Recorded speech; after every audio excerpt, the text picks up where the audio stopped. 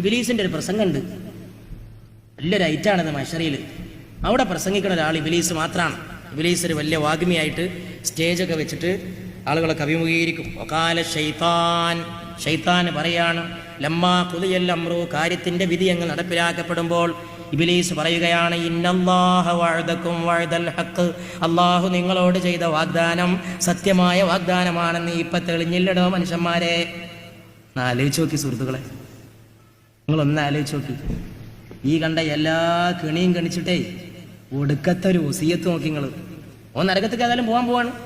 ഒടുക്കത്തൊരു വിടവാങ്ങൽ പ്രസംഗം. എൻ്റെ കൂട്ടുകാരെ, നിങ്ങളോട് ഞാൻ വിടവാങ്ങാണ്. ഖുർആനായി പറയണത്, ലമ്മാ ഖുദിയൽ അംറു, കാര്യമങ്ങ് നിറവേറ്റപ്പെട്ടാൽ അവൻ പറയും, ഇന്നല്ലാഹ വഅദകും വഅദൽ ഹഖ്, അല്ലാഹു നിങ്ങളോട് ചെയ്ത വാഗ്ദത്തം സത്യമായ ഹക്കായ വാഗ്ദാനമാണെന്ന് ബോധ്യപ്പെട്ടില്ലേ? വവഅദ്തുകും ഫഖലഫ്തുകും, ഞാനും ഒരു വാഗ്ദാനങ്ങളോട് ചെയ്തിരുന്നു, അതും ഇപ്പൊ മനസ്സിലായില്ലേ എങ്ങനെയുണ്ട് എന്നുള്ളത് നിങ്ങൾക്ക് തിരിഞ്ഞു കാണുമല്ലോ.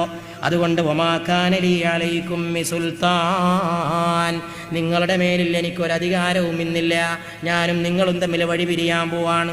ഇല്ല അൻ ദഅഉതുകും, ഒരു കാര്യങ്ങളോട് ഞാൻ ചെയ്തിട്ടുള്ളൂ, ഞങ്ങളെ ക്ഷണിച്ചു പോയി തെറ്റിലേക്ക്, ആ കുറ്റം ഞാൻ ഏറ്റെടുക്കുകയാണ്. പക്ഷേ അതെന്റെ കുറ്റമാണെങ്കിൽ ഫസ്തജിബ്തും, അതിന് മറുപടി നൽകിയത് നിങ്ങളും ചെയ്ത കുറ്റമാണ്. ഞാൻ അങ്ങനെ തെറ്റിക്ക് ക്ഷണിച്ചെങ്കിൽ നിങ്ങൾ എന്തിനെന്റെ പിന്നാലെ കൂടി? ഇബ്ലീസിന്റെ ഒടുക്കത്തെ ന്യായവാദം, ഇബ്ലീസിന്റെ കൂട്ടാളികൾക്ക് ഇബ്ലീസിന് രക്ഷ കൊടുക്കാൻ കഴിയാത്ത ആ മഹാസംഭവം ആഖിറത്തിൽ നടക്കുകയാണ്. ഫലാ തലൂമൂനി, എന്നെ കുറ്റപ്പെടുത്തണ്ട, വലൂമു അൻഫുസക്കും, നിങ്ങൾ നിങ്ങളെ തന്നെ കുറ്റപ്പെടുത്തിയാൽ മതി, ഞാനല്ല നിങ്ങളുടെ വിധിക്കുത്തരവാദികൾ. മാ അന ബിമുസ്രിഖികും വമാ അൻതും ബിമുസ്രിഖിയ ഇന്നി കഫർതു ബിമാ അശ്റക്തുമൂന മിൻ ഖബൽ, നിങ്ങൾ അല്ലാഹുവിനെ കുറിച്ച് പങ്കുചേർന്നതിനെയൊക്കെ ഞാൻ തള്ളിക്കളയുകയാണ്, ധിക്കരിക്കുകയാണ്. ഇന്നല്ലാലിമീന ലഹും അദാബുൻ അലീം, ലാലിമീങ്ങൾക്ക് വേദനാജനകമായ ശിക്ഷയുണ്ട്.